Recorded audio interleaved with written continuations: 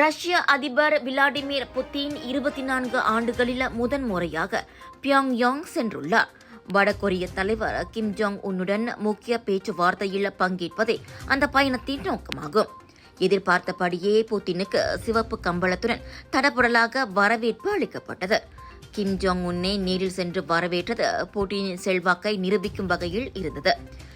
Ukraine Russia இடையில் போர் நீடித்து வரும் நிலையில் மேற்கத்திய நாடுகளுக்கு எதிராக வலுவான கூட்டணி அமைப்பதே புட்டினின் திட்டமாகும். அதன் ஒரு பகுதியாக அவர் 2 நாள் பயணமாக வடகொரியா சென்றுள்ளார் என கூறப்படுகிறது. அதனை மெய்ப்பிக்கும் வகையில் யுக்ரைனுக்கு எதிரான போரில் ரஷ்யாவின் பக்கம் நின்றதற்காக பியாங்யாங் புறப்படும் முன் வடகொரியாவுக்கு புட்டின் நன்றி தெரிவித்துள்ளார். அதோடு உலக அரசியல் ஒரு தலைப்பட்சமானதாக இருக்க வேண்டும் என நினைக்கும் மேற்கத்திய நாடுகளின் முயற்சியை ரஷ்யாவும் வடகொரியாவும் கூட்டாக எதிர்க்கும் என அவர் கூறினார்.